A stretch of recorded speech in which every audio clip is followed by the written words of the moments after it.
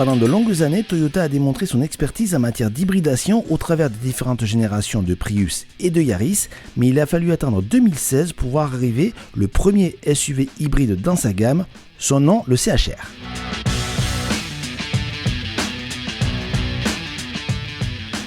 Et nous sommes venus aujourd'hui au Portugal, dans la région de Lisbonne, pour savoir quelles étaient les nouveautés de ce Toyota CHR restylé.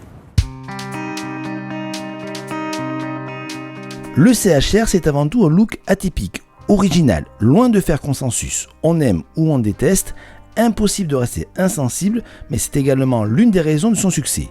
Ce restyling ne change que très peu son design avec des projecteurs qui peuvent désormais être à LED. Les antibrouillards sont déplacés, ce qui permet l'arrivée d'une prise d'air sur la partie inférieure du bouclier. À l'arrière, les évolutions sont encore plus légères avec des feux qui sont désormais reliés par un bandeau noir.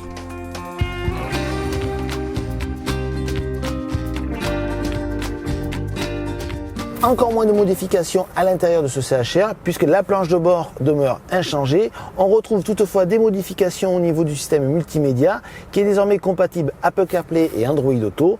Un gros grief concernant la qualité des graphismes de la navigation qui est vraiment très daté.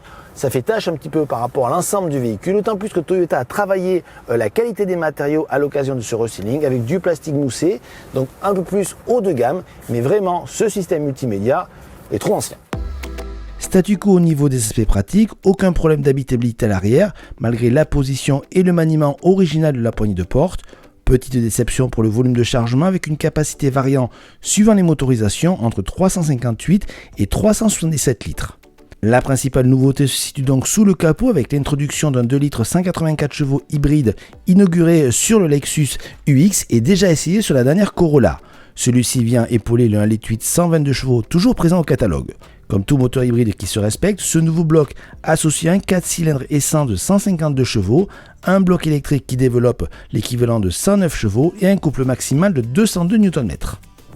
Et ce nouveau moteur plus puissant, on en parlait d'ores et déjà lors des premiers essais du CHR il y a 3 ans, donc ce n'est pas une surprise, tant le comportement et le châssis de ce véhicule sont vraiment très bons.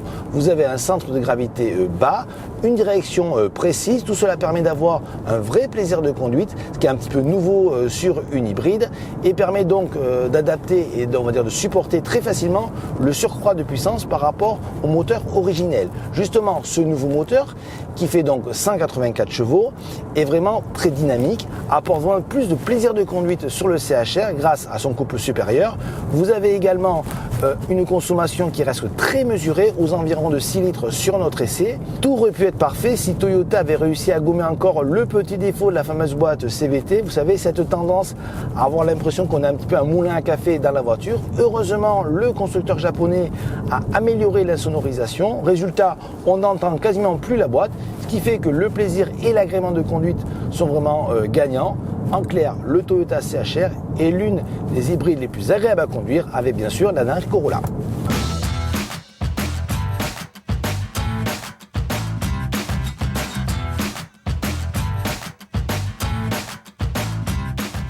Plus de dynamisme, voici donc la principale nouveauté du restyling du Toyota CHR.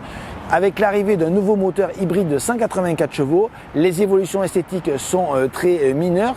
C'est normal car le look représente la principale qualité et originalité du Toyota CHR. Les tarifs sont compris entre 29 800 et 38 800 euros. Sachez que le 2 litres représente un surcoût de 2 000 euros par rapport au 1,8 litre.